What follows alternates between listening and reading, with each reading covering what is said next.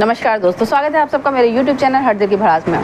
जैसा कि आप सबको पता चली गया होगा कि कल देर रात ईडी की टीम ने दिल्ली के शहंशाह अरविंद केजरीवाल को गिरफ्तार कर लिया।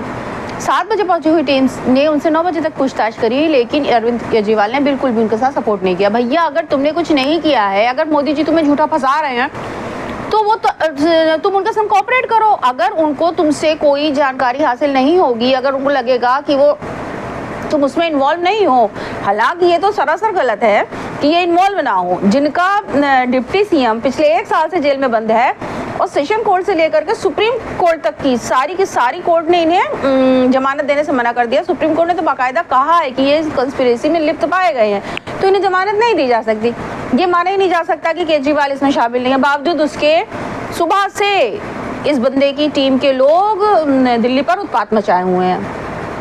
2 नेता दिल्ली के 2 मंत्री दिल्ली सरकार के गिरफ्तार हो गए, 2 मंत्री पंजाब सरकार के गिरफ्तार हो गए। अब सुनने में आ रहा है भगवंत मान भी जा रहे हैं। क्या नेता होने के नाते, क्या दिल्ली का सीएम होने के नाते ये अरविंद केजरीवाल का फर्ज नहीं था कि वो दिल्ली के अपने समर्थकों से, अपनी पार्टी के लोगों से शांति व्यवस्था और कानून बनाए रखने के लिए अपील करते?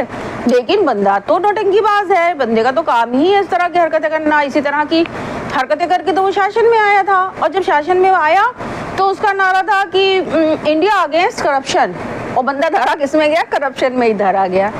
हद है इस आदमी की। मैं ये मानती हूँ कि इस भारत की राजनीति हो, दुनिया के किसी भी देश की राजनीति हो, वहाँ पर करप्ट लोग होते हैं, लेकिन ये बंदा तो आया ही करप्शन के अगेंस्ट था। इसलिए जब ये इस मामले में ये धरा गया है तो लोगों के अंदर ज्यादा गुस्सा है, और उस पर ये कि अपनी सारी करी धरी ये मोदी जी के ऊपर थोप रहा है कि भाई मोदी जी उसे चुनाव के चलते गिरफ्तार करें। भैया, तेरा डिप्टी सीएम पिछले साल से फरवरी 2023 से जेल में बंद है, तुम्हारे नेता बंद हैं, सबने तुम्हारे खिलाफ, उनसे बाकायदा बात हुई है, तुम्हारे खिलाफ चीजें निकल करके आई हैं वहां पर कि हाँ तुम भी इसमें शामिल हो।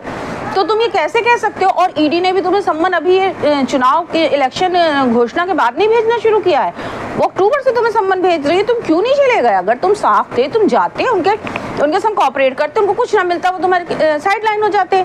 तुमने उनके 9 सम्मन जो थे जब अनदेखी करी, तब तो वो इस मजबूरी पे आए कि वो तुम्हारे घर पर रेड मारे और तुमको गिरफ्तार करे। कितनी बेशरम बंदे हो तुम यार, तुमको बिल्कुल भी शर्म नहीं आती है कि एक सीएम हो कि तुम ऐसी चीप हरकतें कर रहे हो। चीप हरकतें तो खैर तुम हमेशा से करते हो।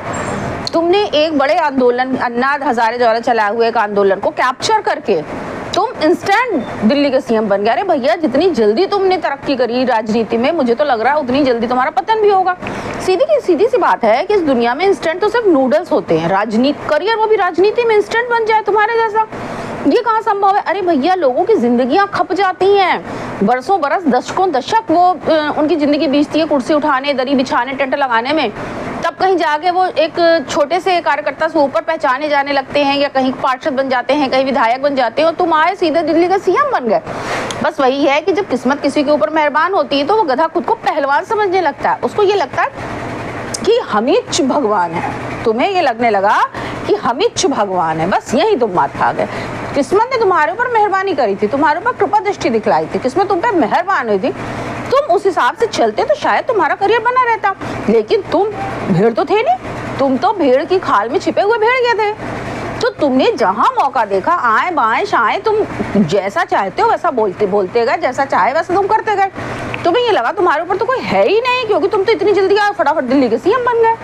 तो इसलिए तुमने अपने इतने ज्यादा हाथ पांव फैला लिए, वो भी भ्रष्टाचार में, कि अब गर्दन तुम्हारी बेटा फंसी है। अब निकलना तो मुझे बड़ा मुश्किल लग रहा है। जिस हिसाब से तुम्हारे मंत्रियों के, तुम्हारे डिप्टी सीएम के इस करप्शन में लिप्त होने की सारी सबूत ईडी की टीम के पास है, और उसने कोर्ट में भी वो पेश करती रहती है। अभी हाई कोर्ट में ही तुम्हें लताड़ पड़ी थी कि भाई तुम ईडी के सामने क्यों नहीं जाके वो हो रहे हो, जब ईडी बार बार तुम्हें सम्मन भेज रही है, तुम हाजिर क्यों नहीं हो रहे हो? तो सीधी सी बात है कि तुम चोर हो। चोर ही भागता है, चोर ही भागता है, वो चोर ही प्रपंच फैलाता है, चोर ही चारों तरफ अफवाह उड़ाता है कि भाई देखो मुझे जबरदस्ती फंसाया जा रहा है, भाई देखो मुझे जबरदस्ती फंसाया जा रहा है। हालांकि तुम पिछले 1 साल से जान रहे थे कि आज नहीं तो कल तुम फंसोगे ईडी के चक्कर में, क्योंकि तुमने घोटाले किए हैं। बिना घोटाला किए आज के ज़माने में बड़ा मुश्किल है किसी को बिना कुछ करे हुए फंसा देना, क्योंकि हर चीज़ बहुत ट्रांसपेरेंसी हर चीज़ में हो गई है, हर चीज़ ट्रांसपेरेंट हो गई है। अब तुमने कर्म करे हैं तो भुगतना ही पड़ेगा। और मैं ईश्वर से दुआ करूंगी कि अगर तुमने ये कर्म करे हैं तो तुम्हें इसकी वाजिब सजा मिले।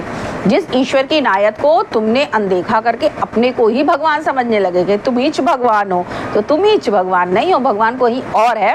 और जब वो लाठी मारता है ना तो उसकी लाठी में आवाज़ तो नहीं होती, लेकिन बंदे की कमर ज़रूर टूट जाती है। बस इसी ख्वाहिश के साथ कि तुम्हारी कमर भी टूटे, तुम्हारा करप्शन भी उजागर हो, लोगों को पता चले कि तुम भेड़ की खाल में छिपे हुए भेड़िए हो। इसी उम्मीद के साथ, इसी ख्वाहिश के साथ, इसी आरजू के साथ, इसी इल्तिजा के साथ, इसी दुआ के साथ, इसी प्रार्थना के साथ मैं आज का एपिसोड यही समाप्त करती हूँ।